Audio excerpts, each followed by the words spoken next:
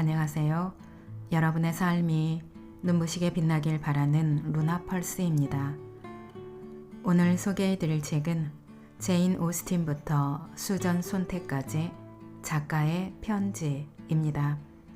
지은이는 마이클 버드, 올랜도 버드, 옮긴이는 황종민, 펴낸 곳은 미술문화입니다.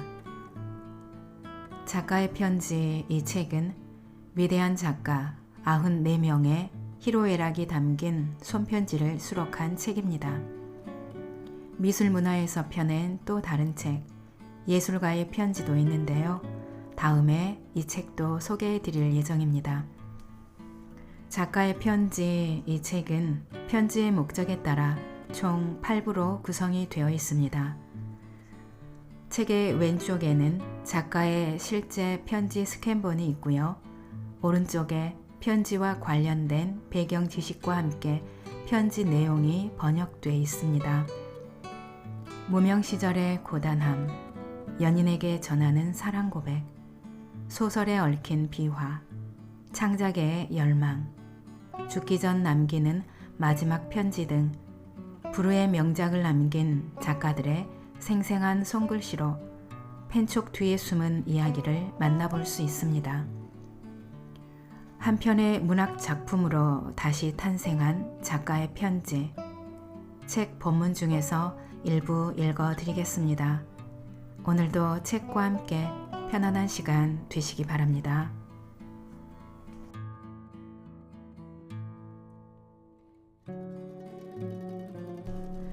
빅토르 위고가 알퐁스 드 라마르틴에게 1862년 6월 24일에 쓴 편지입니다. 배경 설명입니다. 위고는 1851년 나폴레옹 3세 치하 프랑스에서 도피하여 1855년부터 1870년까지 건지섬 세인트 피터 포트에 머물렀다. 위고는 1848년 보스파 국민의회 의원으로 선출되었으나 점점 진보적 좌익으로 변했고 교육개혁, 일반 참정권, 사형 폐지, 빈곤 종식 캠페인을 벌였다. 1862년 출간된 소설 레미제라블은 19세기 초 프랑스의 격동적인 정치 상황에서 전과자이자 보통 사람인 장발장이 경험한 비극과 성공의 양극단을 보여준다. 소설은 정부군이 파리의 반란을 잔인하게 진압한 1832년 6월 봉기에서 절정에 이른다. 레미제라블에 대한 평론계의 냉담한 반응에 기분이 상한 위고는 어린 시절 찬란한 새벽빛으로 여기며 귀감으로 삼았던 시인 라마르틴에게 편지를 쓰며 이 소설에는 박애와 사회 진보에 대한 깊은 신념이 반영되어 있다고 설명한다. 위고는 라마르틴이 이를 이해해 주기를 바란다. 급진적인 위고와 달리 이 선배 작가는 아마도 개혁의 완만한 진행을 바라겠지만 말이다. 저의 저명한 친구께 급진적인 게 단지 이상일 뿐이라면 네, 저는 급진적입니다. 모든 관점에서 늘 최선이 무엇인지 알고 이를 요구합니다. 속담에서는 최선을 바라다가 오히려 이를 그르친다고 나무라지만요. 빈곤을 용인하는 사회, 지옥을 용인하는 종교, 전쟁을 용인하는 인류는 제가 보기에 열등한 사회, 종교, 인류 같습니다. 제가 추구하는 바는 더 고결한 사회, 더 고결한 인류, 더 고결한 종교입니다. 국왕이 없는 사회, 국경이 없는 인류, 경전이 없는 종교입니다. 저는 거짓을 파는 사제와 불의를 전하는 판사와 싸웁니다. 빈곤을 철폐하는 것이 아니라 기생 세력을 제거하여 즉 목적 달성을 위해 모든 소유자와 주인들을 없애 빈곤을 보편화하는 것이 제가 바라는 진정한 정치, 사회적, 경제입니다. 요점만 간추리겠습니다. 인간이 소망할 수 있는 한 저는 인간의 역경을 근절하고 싶습니다.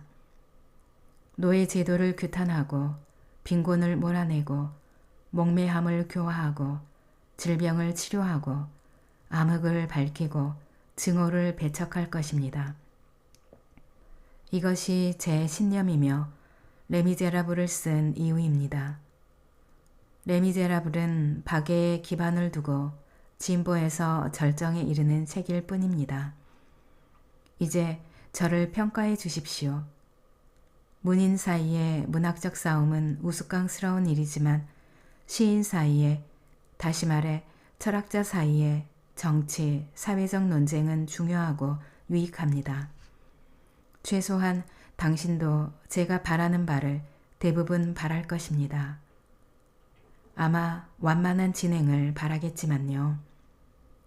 친애하는 라마르틴, 오래전 1820년에 제가 처음으로 웅얼거린 미숙한 시는 이 세상에 동트는 찬란한 새벽빛을 보고 열광하며 터뜨린 외침이었습니다. 제 책과 저에 관해 거리낌 없이 말해 주십시오. 당신의 손은 빛으로 가득합니다. 당신의 오랜 친구 빅토르 위고.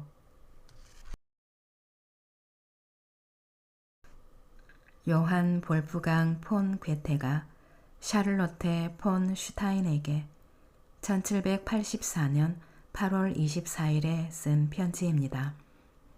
배경 설명입니다. 외교 임무를 띠고 여행 중인 괴테는 브라운 슈바이크 궁정에서 샤를로테 폰 슈타인이 있는 바이마르 궁정으로 편지를 보낸다. 샤를로테는 안나 아말리아 공녀의 시녀였고 괴테는 바이마르의 천재로 시인, 과학자, 추멜 참사관이자 카를 아우구스트 대공의 추멜 고문관이었다. 샤를로테는 1764년 상류층 남편과 애정없는 결혼을 하여 10년 동안 10명의 자녀를 낳았으나 그중 3만 살아남았다. 1783년에는 그녀의 아들 프리츠가 괴테에게 교육을 받았고 괴테는 샤를로테에게 반했다. 샤를로테도 사랑을 느끼지만 마음이 통하는 친구로만 대했다.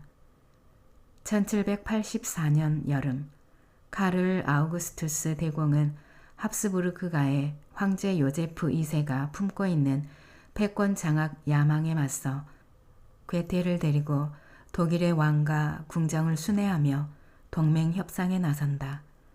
괴테는 대공이 브라운 슈바이크 체류를 8일이나 연장한 탓에 식탁에서 한참 지루하게 보내야 한다고 불평한다. 잘츠달룸 궁전을 방문하여 유명한 미술 작품을 구경하는데 당신과 함께 보고 싶다고 쓴 작품 중에는 17세기 네덜란드 화가 알라르트 판 에퍼르딩언의 풍경화도 한 점 있다. 괴테는 외교적, 국제적 상류 사회에서 사용하는 프랑스어로 편지를 쓰지만 독일어로 사랑의 시를 덧붙인다. 이는 샤를로테에게 붙인 여러 시 중 한 편이다. 매우 사적이지만 독일어를 유럽의 훌륭한 문학 언어로 발전시키려는 건 그의 평생 프로젝트였다. 아, 그대여. 나는 얼마나 불운한지. 대공이 계획을 바꾸어 8일 동안은 떠날 수 없어요. 매일 식탁에서 6시간을 끔찍하게 보내지만 않아도 상당히 행복할 거예요. 여기에는 다양한 볼거리가 많아서 우리가 떠날 때 이 세상을 더 잘 알게 될 테니 말이에요. 오늘은 잘츠달룸 미술관을 방문해야 했어요. 거기에는 당신과 함께 보고 싶은 아름다운 작품이 많아요. 무엇보다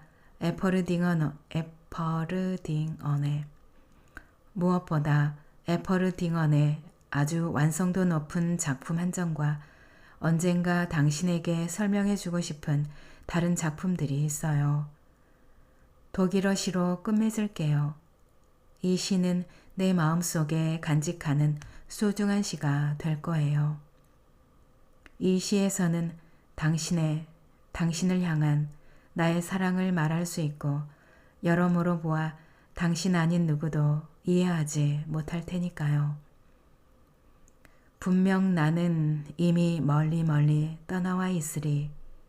세상이 열려있는 곳까지 내 운명을 그대 운명과 연결시켰던 막강한 별들에 정복되지 않고서 그대 안에서만 나 자신을, 내 시를, 내 열망을, 희망을, 욕망을 알게 되다니 오직 그대를, 그다란 존재를 향해 이 모든 것은 밀려가노니 내 인생은 오직 그대 인생에 달려 있어라.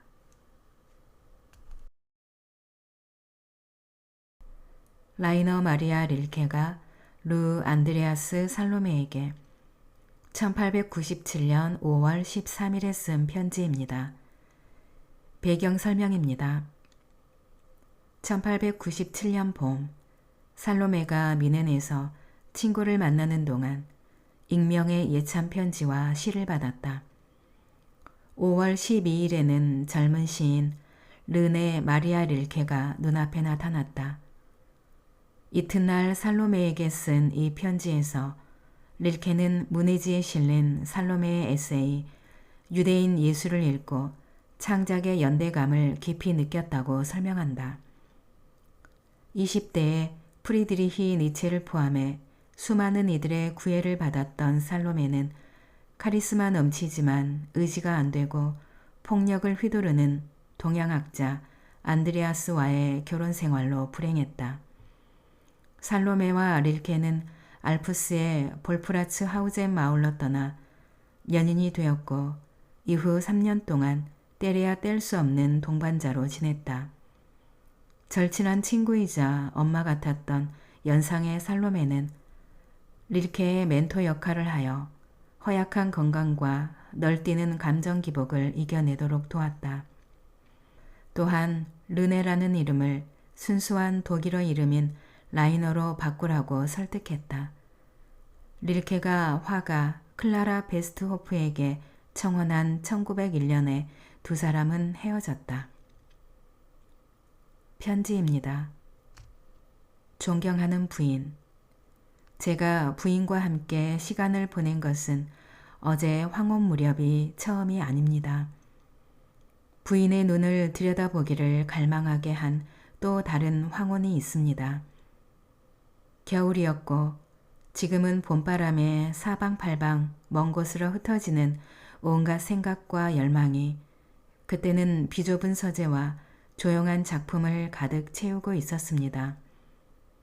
느닷없이 콜라트 박사께서 보낸 선물이 도착했습니다. 노이의 도이체 룬트샤우 4호로였습니다. 콜라트 박사는 편지를 동봉하여 유대인 예수라는 에세이를 보라고 하셨죠. 왜 그랬을까요? 이 독창적인 논문이 제 흥미를 끌 것으로 짐작했겠지요. 박사는 잘못 생각했습니다. 계시록 같은 이 글에 깊이 빠져든 것은 흥미 있어서가 아니었습니다. 제가 그리스도의 환상에서 몽환적인 서사시로 그려낸 모습이 당신의 글에 놀랄 만큼 명징한 언어로 표현된 것을 보고 엄청난 기쁨이 솟아났습니다. 이 신비로운 황혼 무렵을 저는 어제 다시 떠올릴 수밖에 없었습니다. 존경하는 부인, 당신의 엄정한 언어, 냉정한 판단으로 저의 작품이 축성과 승인을 받은 듯합니다. 당신의 에세이에서 저의 시는 몽상을 실현하고 소망을 성취합니다. 제가 어제 오후를 얼마나 고대했는지 아시겠습니까? 이 모든 것을 어제 말씀드릴 수도 있었을 것입니다. 커피를 마시면 멋진 찬사 몇 마디를 쉽게 할 수 있으니까요. 하지만 그러고 싶지 않았습니다. 겨울날 황혼 무렵 저는 당신과 둘만 찬사를 바치려면 당신과 둘만 있어야 했습니다. 축성에 대한 감사가 제 가슴에 복받쳐 오른 지금처럼 말입니다. 어떤 사람이 무척 소중한 일에 대해 다른 사람에게 감사해야 한다면 이러한 감사는 둘 사이의 비밀로 남아야 한다고 저는 항상 느낍니다. 하지만 오래 품어왔던 감사의 말이므로 이를 말씀드리는 것을 영광으로 느낍니다. 당신의 르네 마리아 릴케. 부연 설명입니다. 1897년 5월 12일 릴케가 살로메를 만날 때 소설가 야코프 바서만과 살로메의 친구 프리다 폰 벨로가 함께했다고 합니다.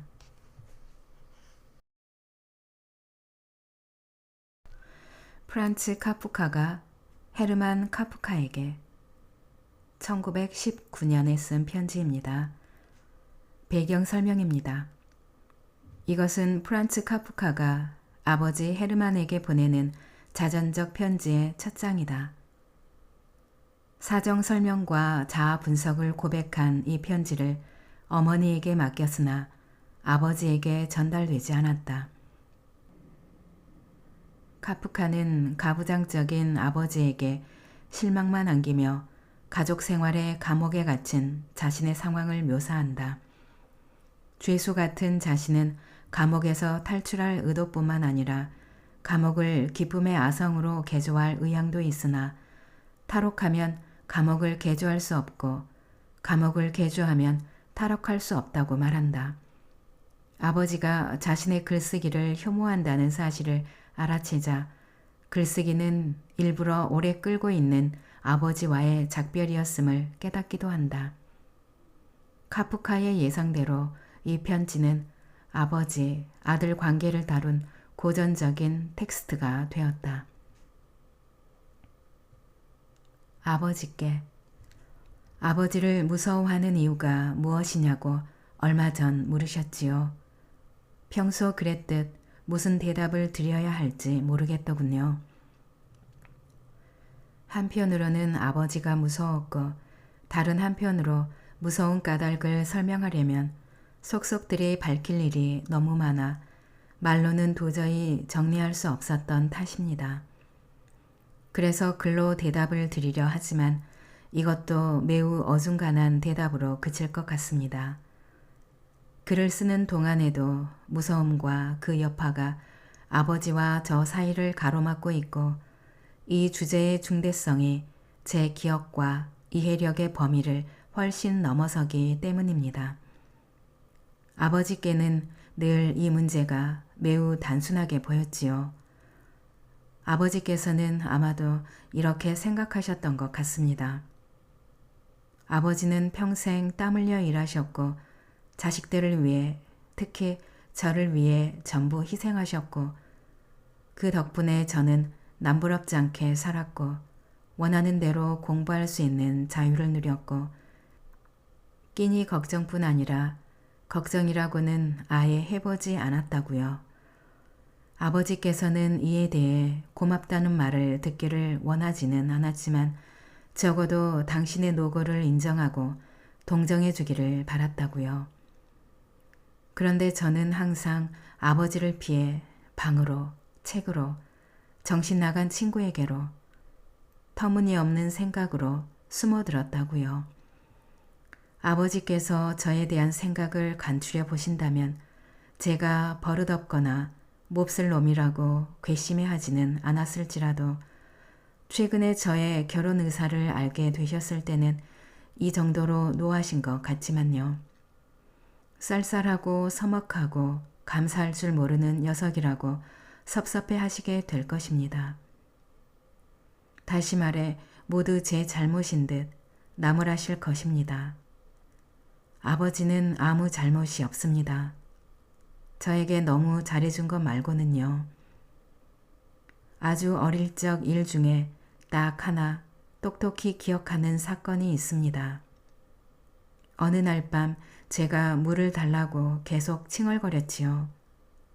목이 말라서가 아니라 아마도 아버지가 짜증내는 게 재미있어서였습니다. 몇 차례 호되게 야단쳐도 소용이 없자 당신은 저를 침대에서 들어올려 발코니로 데리고 간 뒤 한동안 속옷바람으로 혼자 세워두고 거실 문을 잠그셨지요.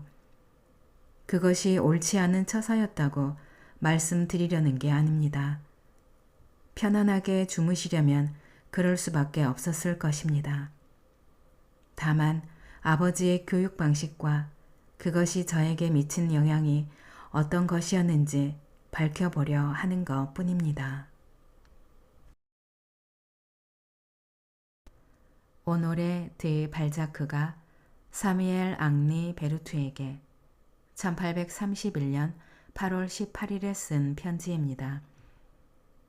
배경 설명입니다. 청년 발자크는 글쓰기를 못마땅하게 여기는 부모를 설득한 끝에 넉넉잖으나마 용돈을 지원받았고 인쇄소 등 손실만 보게 될 사업을 창업하는데 정력을 쏟았다. 자신의 인쇄소에서 식자공으로 일하다 나중에 문학 편집인이 된 사무엘 앙리 베르투와는 친구가 되었다.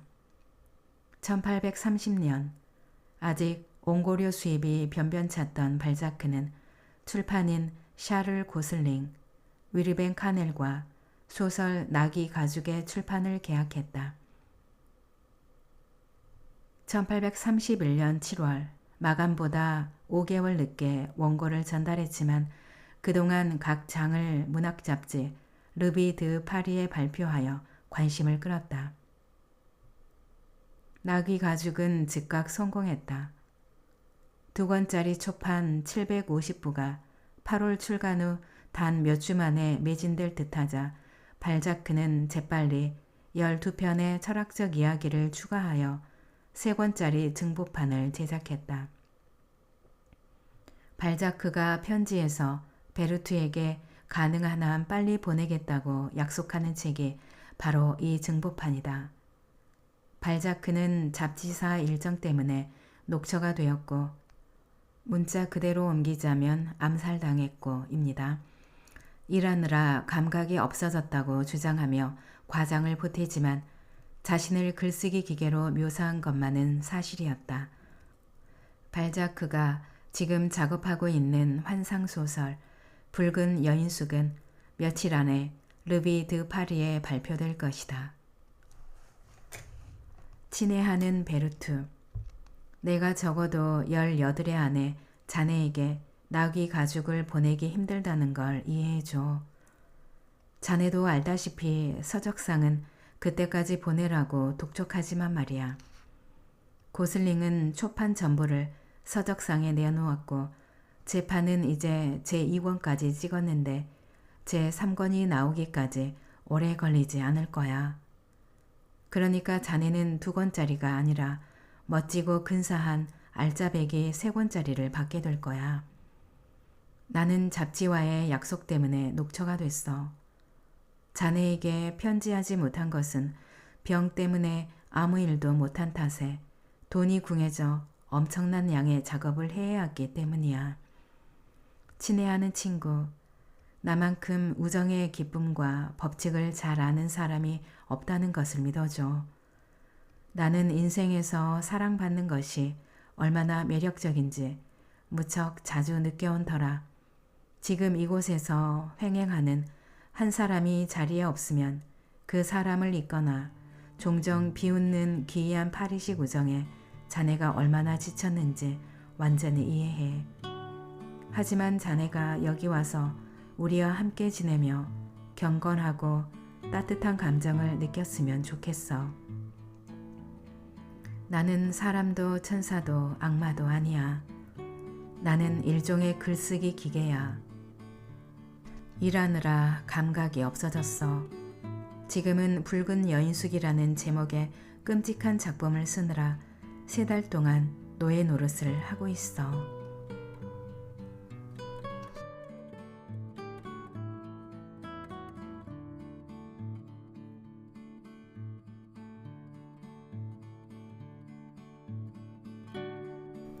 낭독은 여기까지입니다. 여러분의 구독과 좋아요, 댓글은 저에게 큰 힘이 되는 거 아시죠? 오늘도 끝까지 들어주셔서 감사합니다.